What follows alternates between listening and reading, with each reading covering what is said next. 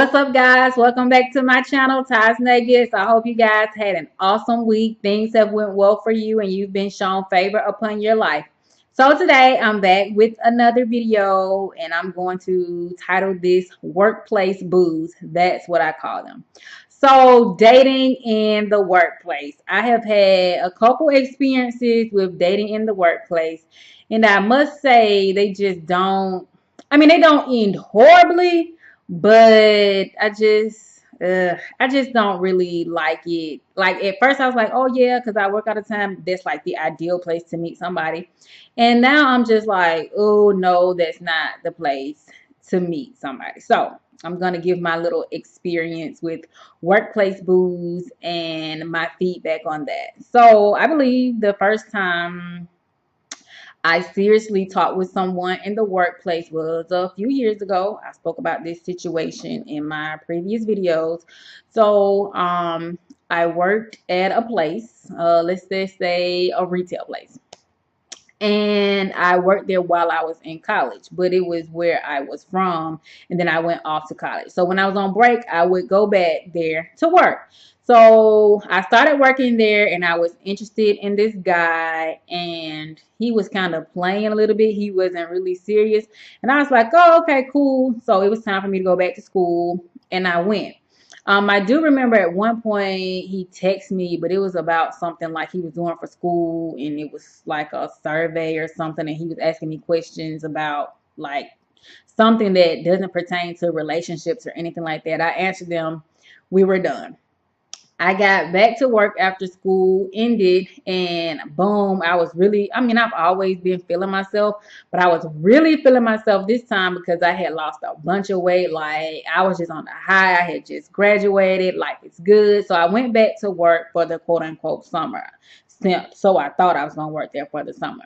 So I went back and I was still interested in him. I was like, oh, he's still fine or whatever. So when I went back, he seemed to be very interested in me.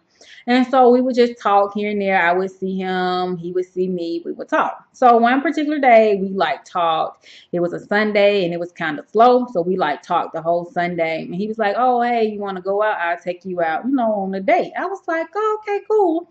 So after work, we met like on my side of town and we went on a date and I was like, oh yes, this is my boo. I've been liking him for like a year now. He finally took me out on a date. We going out, like, oh yeah. So that started my relationship with him. It lasted a year. It had a bunch of up and downs. I believe my identity video from like the very beginning, he was the person in the losing my identity video. So like it was okay at work because the people at work knew he liked me and I liked him. And some kind of way, I think they knew we were dating. I don't know how, because I never said we dated, and he didn't seem to be the type of person just to like put his business out because he didn't like that. So I guess maybe our chemistry was like, oh, you guys are dating. That is so cute. So eventually I left the job and went to another job. So it didn't really cause any issues because I switched jobs.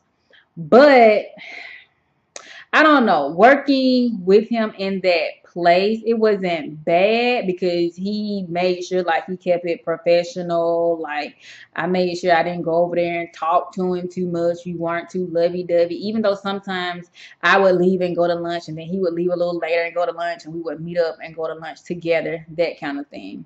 So it wasn't bad like in the workplace. And I guess it was better because when I did break up with him, I was no longer working there and I had moved to another state. So I guess that was the good thing too. Like when we broke up, we weren't working together. But when we first met at the workplace, I was like, okay, this may not be bad. People say they meet their boos at the workplace all the time. That's not bad.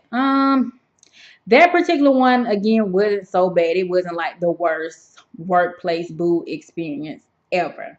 So fast forward maybe like a year or so, I moved. I'm in school, I'm working, and like guys tried to talk to me where I worked, and one guy was just like, So I work with like mentally ill people, but I think he needed to be like a consumer, is what we call him. I think he needed to be a consumer because he was younger, which I don't mind, but he seemed to be a little touched, like just a little crazy. And I was like, sir, your ideals of life it's just out of this world. One of my friends met him and she just cracked up and was like, sir, your ideals and thoughts of life is just out of this world.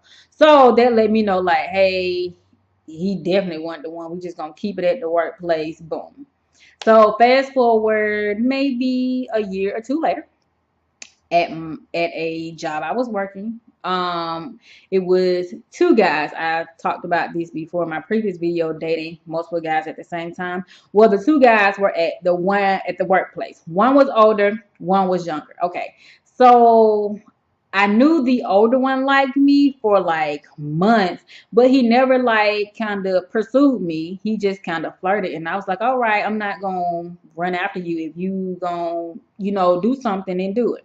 So then I kind of felt like when the younger guy came along and he quote unquote pursued me, then the older guy tried to pursue me. But find out they knew each other because it's a small town. Everybody knows everybody, which is fine with me, whatever. So technically, I'm talking to both of them. The older guy I cut off really quickly because he was just way too fast for me. Like, I gave him my number on a Saturday, and then that Saturday night, he's talking about let's get married.